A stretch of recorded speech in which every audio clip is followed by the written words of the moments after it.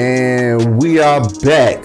This is the Kommon Knowledge podcast. Sitting to the left of me, you got No Idols, aka No ID, Mr. Feeling Under the Weather today. Still pushing through. Still showing up, just getting everybody affected in this small area. He don't really care about nobody else's well-being, but it's cool. Fuck us. He don't really care, He could have let us know in the message. To the right of me, you got KC, Vitamin C right here. Leg day every day. About to show up and say the day for somebody. Somebody hit this man up. You're like, yo, I got you. Don't even sweat it. Say less. I'm there. They're like, really? You a hero? And you got Ken the analyst, man. I'm just here making it all happen. This here. I'm here and everything. This is the Kommon Knowledge podcast. What is going on? Man, just wanted to get back to something that I had referenced back on our 9th or 10th episode. Those albums I had brought by Gill Scott Heron. And I had been listening to Gill Scott Heron. He started off with Pieces of a Man, this album right here, and that's Winter in America. But that one, I will get into this one at another time. But that one, and we ended up talking about Winter in America, but the other one I said that we would get to at a later time, that was called Pieces of a Man. Mm-hmm. And he ended up making that album because of the title track that he was inspired by when he saw his father go through a tough time in his life. And his father had got laid off by his job, and because his father wasn't working, it kind of like destroyed his sense of self-worth. So like in the song, he I seen my father go to pieces. Pieces of a man, I saw him go to pieces. I saw him go to pieces. He was always such a good man. He was always such a strong man. Yeah, I saw him go to pieces. I seen him go to pieces, and he couldn't maintain his relationship with the mom, and he couldn't maintain his status in the family because he didn't have that self-worth as a provider. So it's like when you think of how a man views himself and how it's tied, to them being able to provide and bring in and help the family.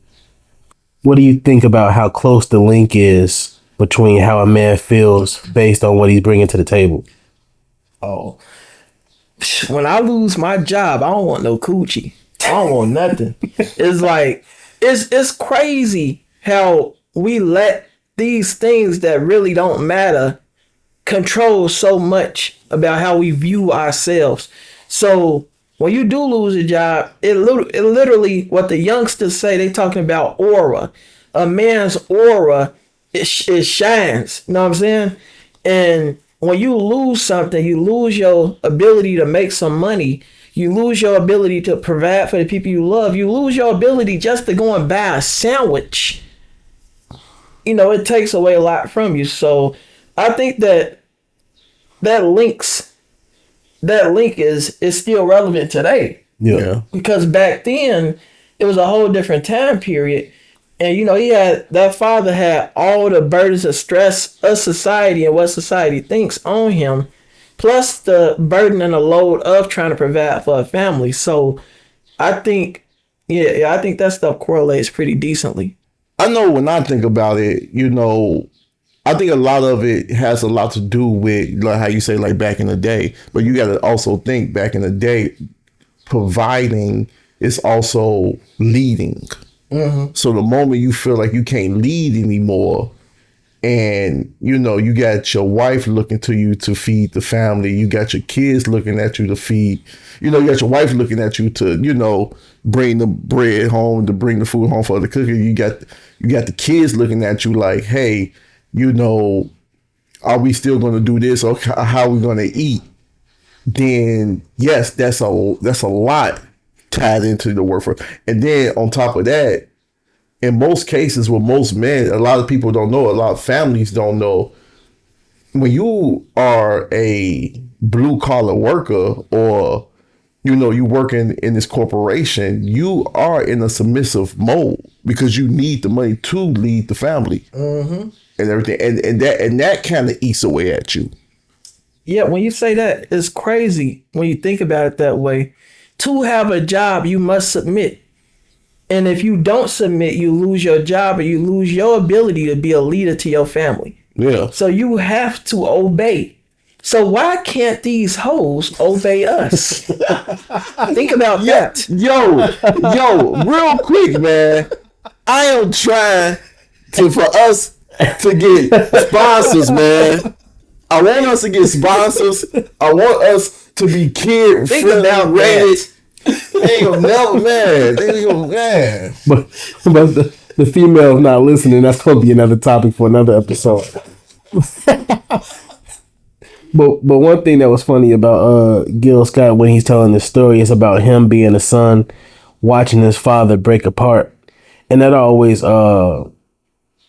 struck me heavy with that song, because it's like somebody that you look up to, you know, to show you the way, and you see them falling apart and going to pieces.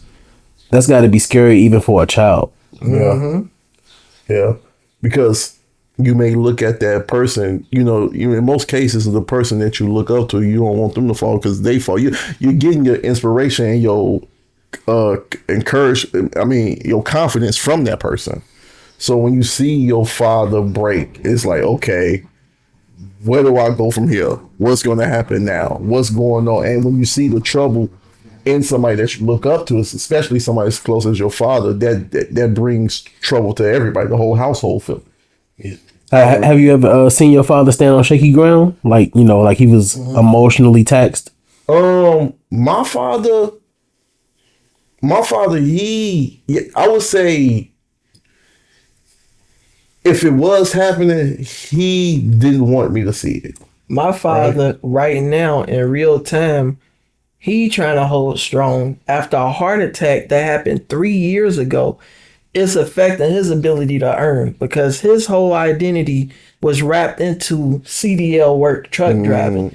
And with him being on seizure medication from this heart attack, it's putting him in a tricky position where he can't really get work because of the type of medication that he's on. Yeah. So it puts him in a very bad position as a man. Have you guys ever faced positions of uncertainty yourselves? Yeah, when you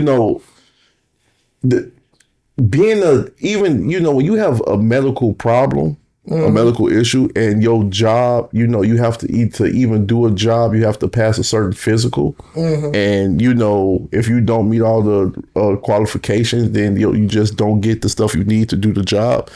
And this is the only job you don't know no other way to make money.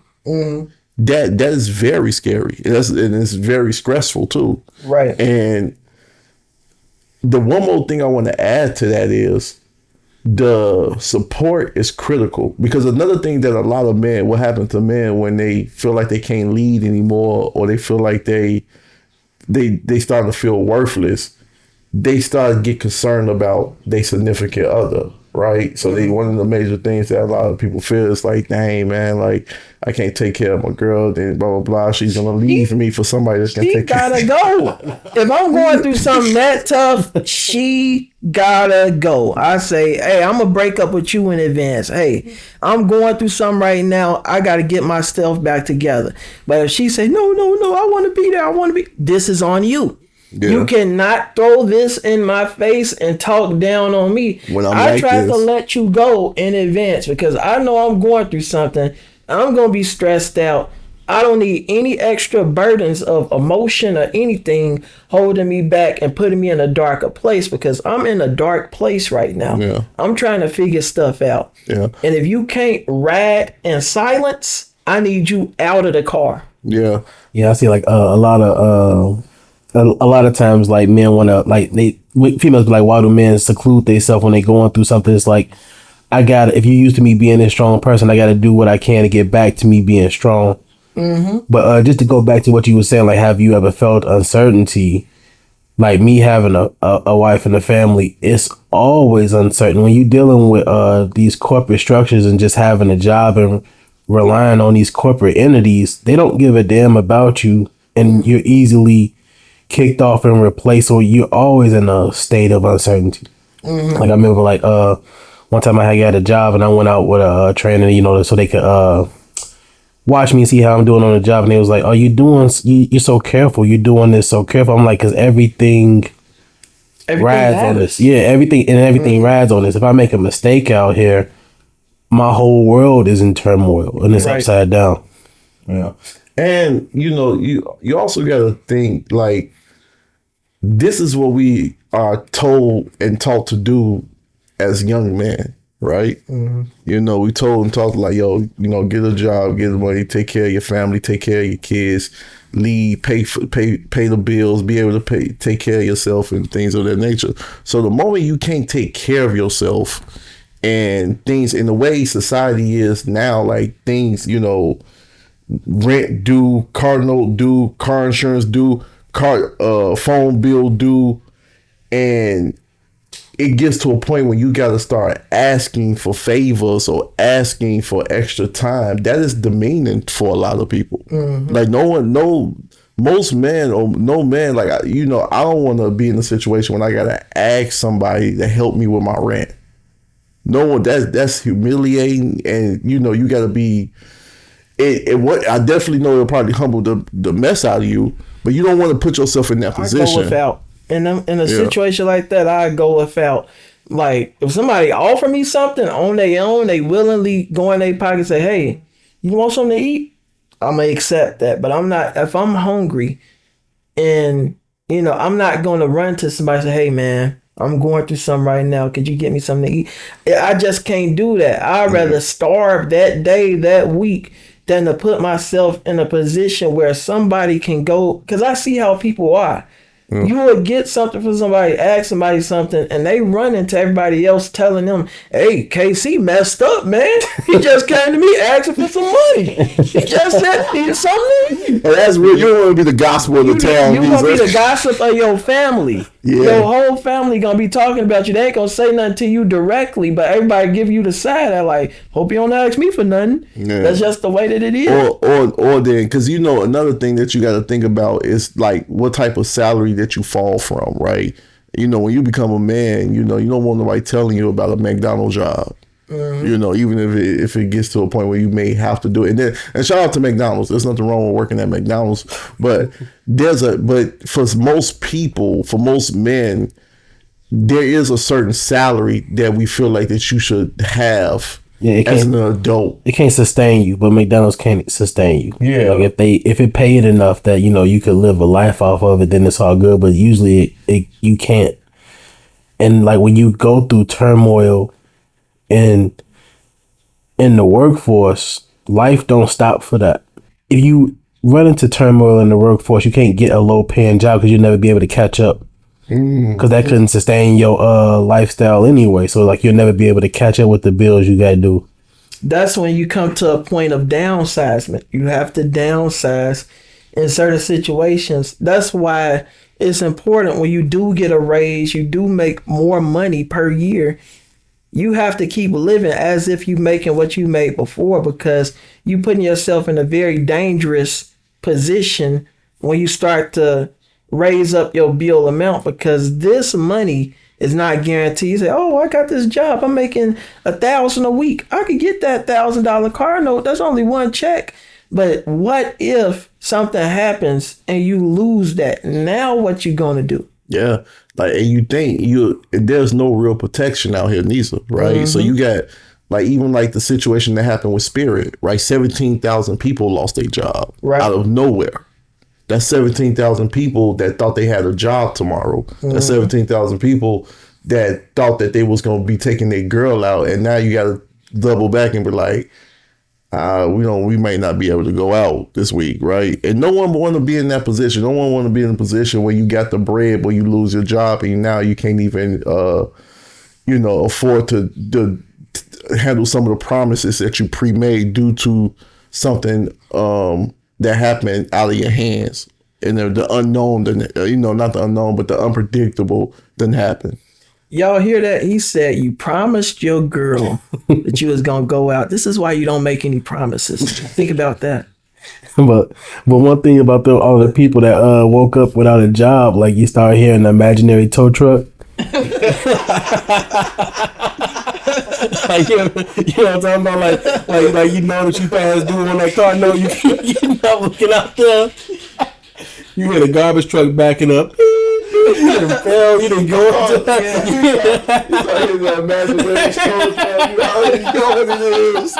And then you got that bill that come out. You like, oh man, I should be good. And you get that car insurance come out $299. Oh my God. You thought you was gonna be good till you found another job. Now you real bad right now. The first thing I do, I ain't gonna even hold you. I done been through some hard things. I done been through some times where things done got bad. And then career choices was all over the place and stuff like that. Some of my younger days. And the first thing you do is cut off all that automatic payment stuff. It's the first thing I do. All that stuff that coming out automatic, I'm changing this. And it's so crazy that the way they have it set up, because sometimes you can't even cut it off unless you like damn near cancel the card and everything. You gotta then move the money so they can be like, oh dang, I couldn't even pull from it, and then they'll stop, right? But to get back to the main part about just being a man and carrying and being a provider and what that means to us, that means a lot. So the moment that we can't do it, it's almost identical to when women can't give birth, can't give a child. That's how that feeling. I don't know, but I know that's something real heavy with women and everything. Women that can't conceive, right? Because they feel like they're less of a woman, and that's the same thing for a man. Like in a lot of cases, when stuff like that, we can feel less of. We can, this is what makes me in some cases. What do you think it would be better to be a woman that can't conceive, or to be a woman that has kids that's mentally retarded? Every kid she has is mentally retarded or not be able to have kids. Damn, that's tough. That's tough. So is it really a blessing? I was just trying to say, is it really a blessing to be able to have kids if all your kids are coming out effed up compared to not being able to have none at all? For a woman, yes. Because they feel like that's what makes them a woman. And in most cases, they feel like that's one of the things about being a woman. That's one of the things. That's one of the things that they feel like. But she got mutated coochie though, because she letting out kids. That's just your gift. That's just she like hey, he all right. This was a little he all right. Don't worry about his head being tilted. This is still our baby.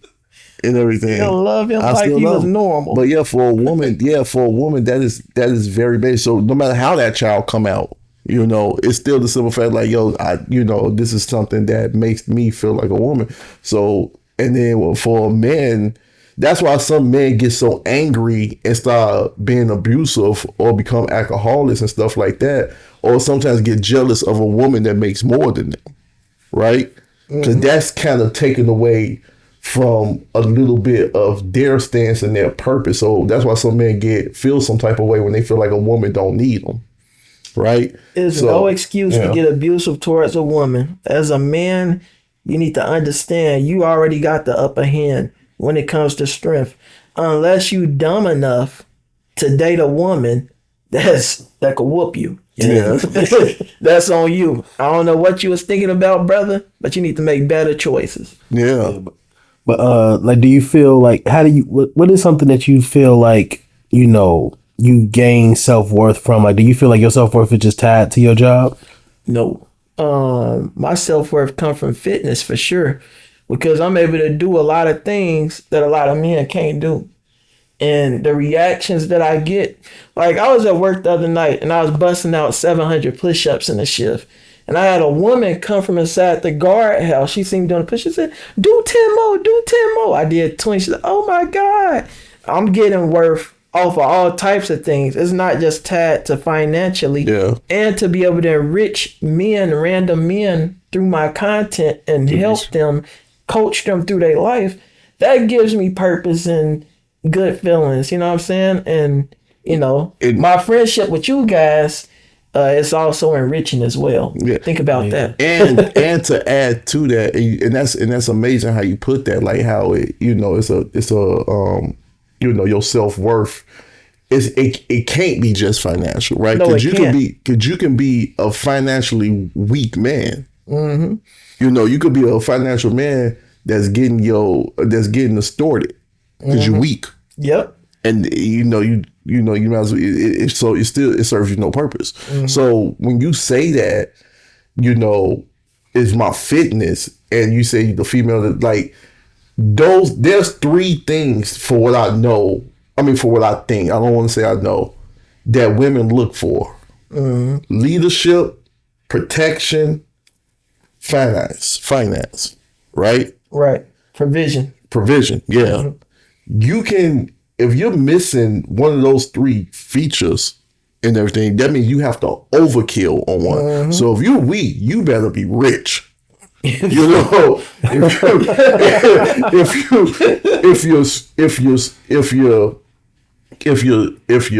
you're broke, you better be strong. You better have some endurance and everything. I had a lot of endurance, because when I was broke, I was punching something crazy in them deadlifts because I had the time and I was fit. I was able to really lay down some pipe, if you know what I mean. Yeah, giving out that hobo. Yeah, giving out that hobo shit. and if you don't have that horseshoe. yeah.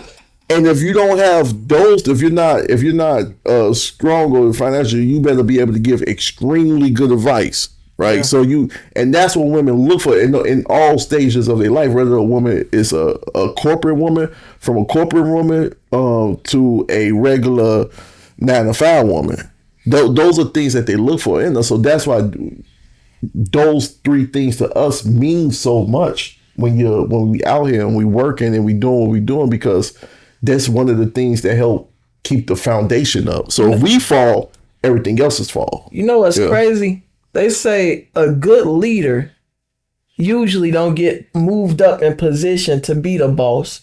Usually the boss is the person that lacks, but they can get other people to do what they supposed to be doing. So you can boss other people around and get them to do what you supposed to be doing. That's what a boss is. A good leader usually doesn't get put in a good position of power and authority. Yeah, but just to take a few steps back, like when Casey was talking about like our friendship bringing self-worth, that's really important, because like, we deal with each other and we interact with each other without the expectation of getting something from the other person. So when you got people that you can talk to, that is talking to you just for you as a person and not what they can get, that allows you to feel self-worth as well. Because it's like, what is this person talking to me for? They just want me to give them something, or they only talking to me because I can provide something, but they don't give a damn about me as a person. You got to have people that care about you, or that will spend time with you no matter what you're giving them. That's real. That's real. And to add to that, it can't, most people will mask that, right? So some people will pretend to be, like in friendships and relationships and stuff like that, and they'll be like, no, I'm with you and everything, but then when real stuff was to happen and you really do need something, or you really do want to speak to them on a real level, they can't even give you that because, it's like, dang, dude, you know, you're not even, you can't take care, you can't even help me because you're in a bad situation. Right. And then you find out and stuff like that because when you ask them for stuff like that, then normally like stuff like that will tear up the relationship too. Yeah. And everything. Then you find out the truth and like, dang. I had a lot of friendships that ended over stuff like that. When they realize they can't get something up out of you, they distance themselves because they not distance themselves only because they couldn't get what they got, but also because of the embarrassment of having to ask you for something that you couldn't give them, and they don't want to they don't want to have to face you after that. Yeah, that's true. But one more thing to add to that is, even as a man, I do also feel like us men need to make sure that we are able to, we have a hustle. Mm-hmm. We have a plan B. We have another way of making money. Like, it does get to a point where you can't be so heavily reliant on your corporation, especially knowing what can happen. Or even if you are heavily reliant on that person, you still gotta have the ability to know how to hustle. Right. Like, you have to know, like, yo, I need to go out here and make some bread, whether if I have to change a tire, sell some dogs, whatever the case may be.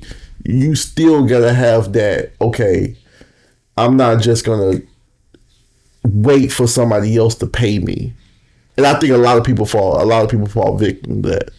Yeah, this is why we here at Kommon Knowledge. We trying to get some more money. We need y'all to subscribe. We need y'all to like. We need y'all to share. We need y'all to show some love. That's real. That's real. That's what it is. I mean, like, what do you do? How important is having a second stream of income to y'all? It's very important because it's like, if I lose this job, I need something coming in. I don't care if it's just $100, $200. I need something coming in because if I'm not getting anything, I'm gonna be in a very deep panic. By losing my job right now, to put me in a deep panic, but you can't let yourself get into the mindset of scarcity. Yeah. Because once you do that, it's gonna put you in turbo mode. Like, it's gonna boost the negative feeling that you're already going through to 1,000%.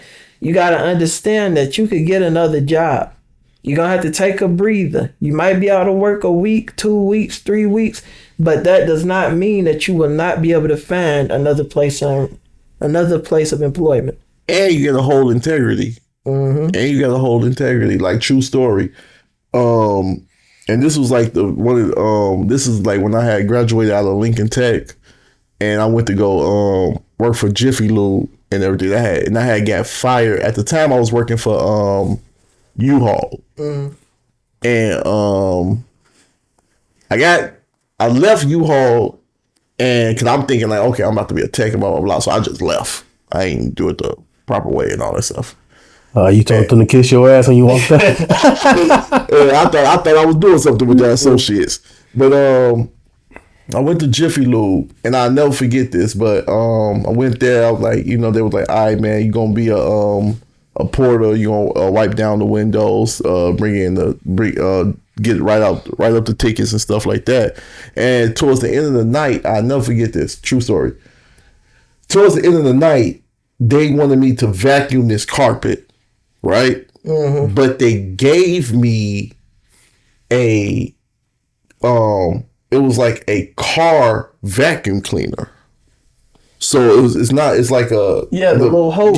Yeah, with the hose and this big round thing. Yeah. So I'm looking at the carpet and I'm looking at the vacuum and I'm looking around. I'm like, well, where do you want me to hang this up at? They're like, no, you just get on your hands and knees and vacuum it up. And that was the first moment in my life when I was like, if I get on my knees now, there's no telling what I'll be getting on my knees for.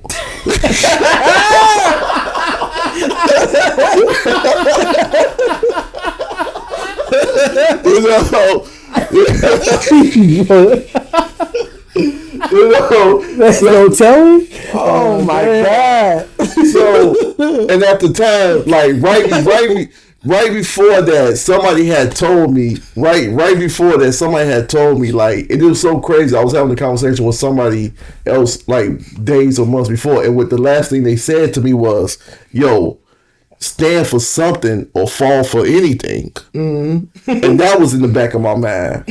So I must have looked at him and I was like, nah, I can't do this. And he was like, come on, man, everybody do it. I'm like, no, I'm not doing this. And I called my pops. I'm like, yo, Dad, come pick me up, man. Like, but that was a. You said you got fired? It sounded like you quit. No, I quit. I ended up quit and everything. Like, you like, man, what's going on, Ken? They told me to get on my knees, man. I can't.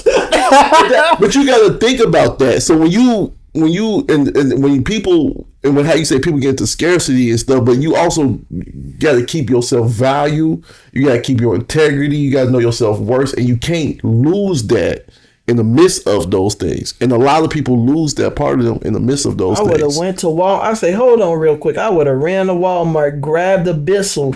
This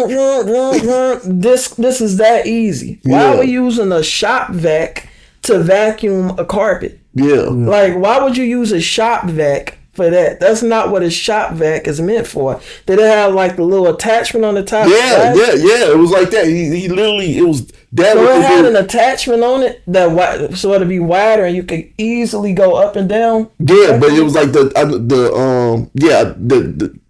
part. It was real short though. And I'm looking, and I'm like, nah. Hell no, I ain't getting on my knees for nobody. Yeah, facts. But this is how it starts. This is how it is. I get on my knees now. Welcome to the Diddy Chronicles. I know, right? But you gotta think about that. And that was, and for me personally, that was me. This like, nah, man, I would never lose my self-worth. And you shouldn't. You gotta make sure that you don't do that. So like, I know for me now, I'm starting to understand the importance of having a second hustle. Like or even if you don't do it while you're working your job, just know that you can go out there and make some money when you need to make some money without having to lose yourself and lose integrity or demean yourself, or you come from somebody tell you to go clean the toilet out full of diarrhea shit, and you gotta you don't want to get to that position. Yeah, you could do that. That's not bad. That's just human. That's a human function. I'm not really queasy about stuff like that. I clean up after somebody, man. If they can't clean up after themselves, I step up and do what I need to do. But what about you, No ID? What you think about the second income thing? It's real important, but like just not being able to lose yourself over a job and feel like you have to do it no matter what. Like it's real important, right? Because like when if you have like a boss that want to power trip or take advantage of how much they know you need the job, it's a dangerous spot to be in. Yes, it is. Yeah, you putting yourself in a position to be manipulated because they're like, yeah, I know he need this job. If he don't do what I say, I could threaten him and I could get him to do stuff that's not normally part of the job. So I could coerce him to do stuff that I can't get Billy over there to do because Billy is in a better position and I know he could walk away. Yeah. So it is a real bad position to be in when your back is against the wall because you will be pushed to do ungodly things, most likely. Think about that. Or just disrespect you. Yeah. Or just talk to you like you was some type of child. Yeah, but depending on the type of man that you are, it don't matter what you facing, what you went through before this. Men will not try you because they know your stance and they know who you are.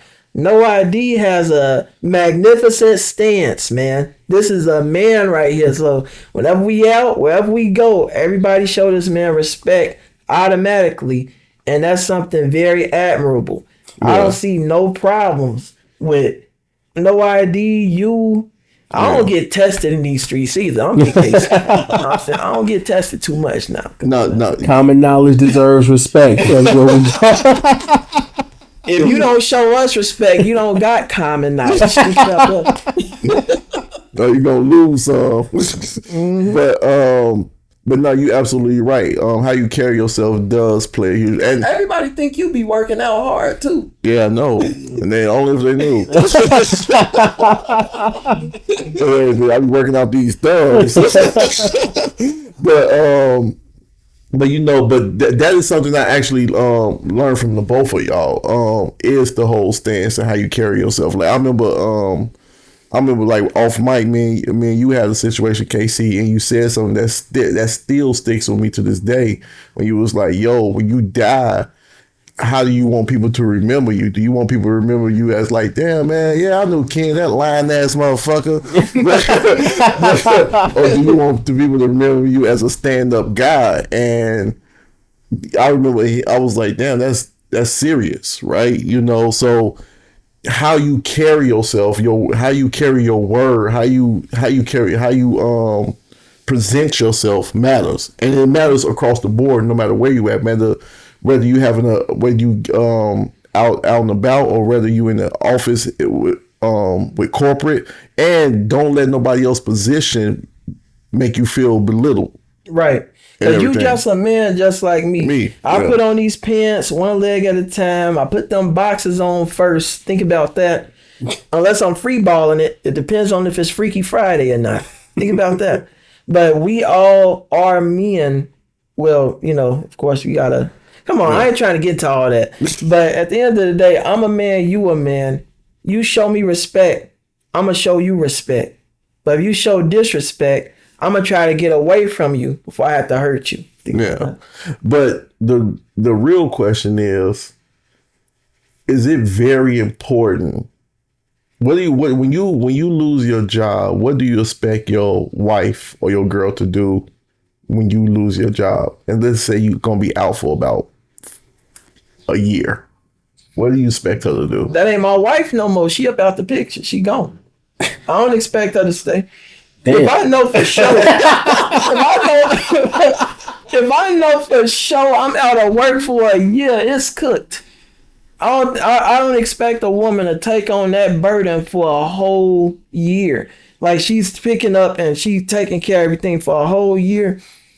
Not the modern woman that we got now. Like you had to have all types of years built up with this woman to expect something like that. But the women that I'm seeing, I don't see a woman taking care of my black ass.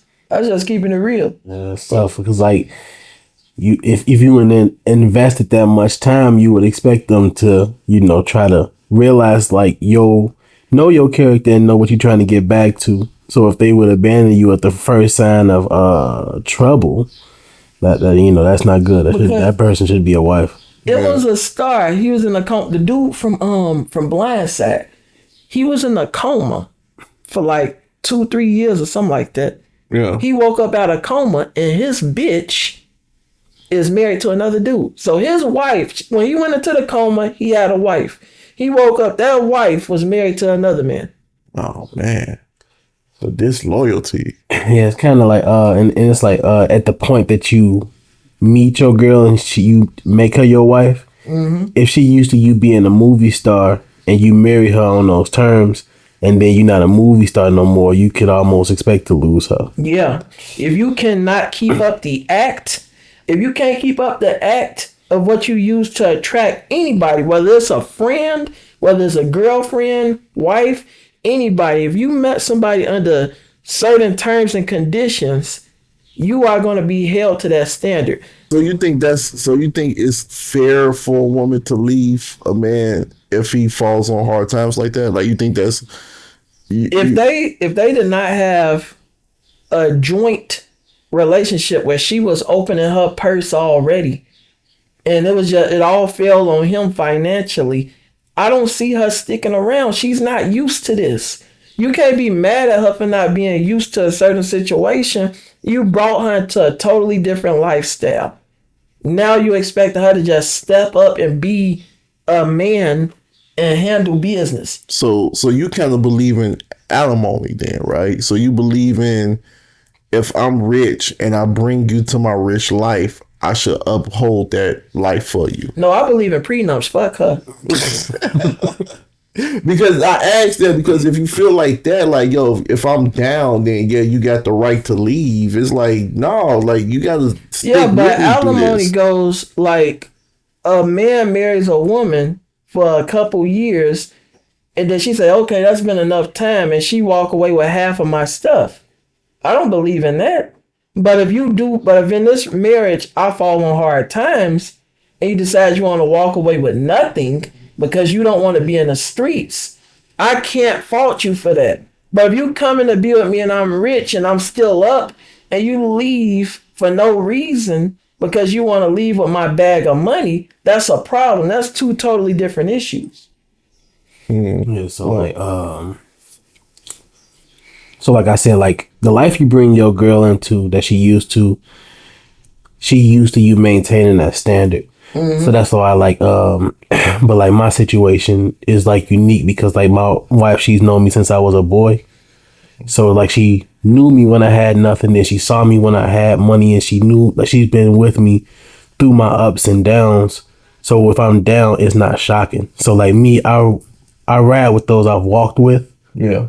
So if you could be with me at my lowest, you could ride with me at my highest. And that's why I told her, like, you know, she used to come and see me in the basement. That's why I took her to the tallest building in New York. Oh, here we go with this. I was just saying, that's what it was. But like, because she was willing to be with me at my lowest, she could stand by me when I'm, you know, prospering. You guys hear that at home? No ID is a romantic man. That's not. That man gonna have everybody shit gonna be going to they do it like, did you hear that? He took her to Paris. No ID gonna have a fan club. Hey, take me to the tallest building in New York. I never been there. That's what it is. Like, you know, if you can stand by this man while he's trying to figure it out, and you know, and he figures it out, and then you can stand by him and be proud, and he won't look at you and second guess because he won't think that like, if I didn't have the money, what would happen? Would you be? Yeah, but if you come into the picture rich, Yeah, and you take a chick from the gutter that ain't worth nothing, you automatically telling her that she's worth more than she really is. Now she think that she more valuable than she really is. That's like the ugly woman that gets banged by the attractive men. She think, oh, these are the type of guys I'm supposed to be getting. No, you got lucky. But now they took away your humbleness. You not humble no more. She knew she was ugly yesterday. But now all of a sudden, because Chad banged her, now she thinks she a 10. No, you still a 3. Think about that. They don't know the truth. Yeah. The man is gonna do what he need to do at that time. Yeah. But other than that, is to get back to the main thing about just keeping the stand strong and not, you know, you right. It comes with the territory of being a man. You can't fall apart. You gotta hold it down and everything. So when you are going through something like that, and you know, and you feel like the world is crumbling and the walls are closing, you know, just remember that, you know, you can get back up and everything. Just talk about it briefly and get to work. But other than that, this is the Kommon Knowledge podcast.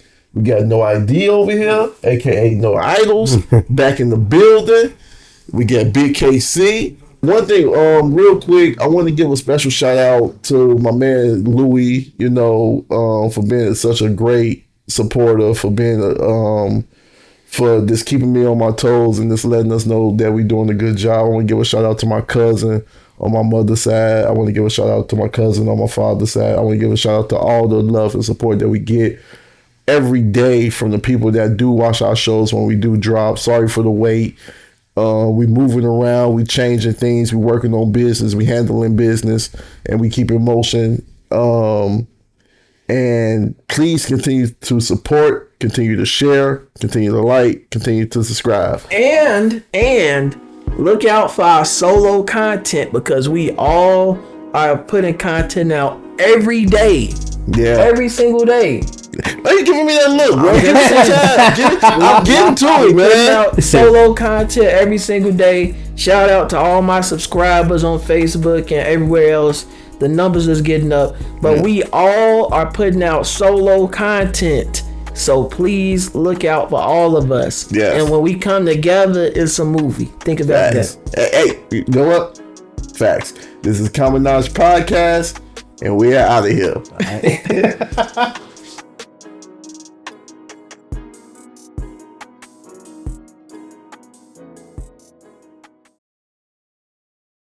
And everything, yo, what type of bike y'all gonna get when we hit the lakefront? Oh, bike? Yeah. I want to shoot to get a single speed. I had a Jameis when I lived in Lafayette, Indiana. It was a really nice bike. Yeah. The thing about the single speed, you ain't got to worry about the gears messing up on there. Yeah. And it's a harder ride. So you really earning every stride on that bike. So I'm thinking I'm going to probably go with a Jameis again, a single speed, but them bad boys about $500. Are you serious? Yeah, but it's a good road bike though. Oh man, what about you, bro? I want one of those little e-bikes. Little extra joints? Yeah, I want to get one of those. But they can be expensive too. Yeah. Man, please, you better get the manual. What is? I mean, That's what I'm thinking. I'm gonna do my thing, you know, and then as soon as y'all not looking, I'm gonna turn on a little engine. No, you can't cheat. In that case, Kommon Knowledge, we all need to go to Walmart to get them cheap mongooses. Yeah, Ain't no yeah. cheat. Or a Huffy or something. It ain't no cheating on those. When the last time you rode a bike? It's been since 2021 for me. What about you? More recent than that, I ended up buying one. I gotta get a nice little Huffy from the swap. Yeah. Yeah. That's a little faster right there. Yeah. My chain done rusted up though. I need a new chain. You go Huffy and Puffy on that Oh bad. man.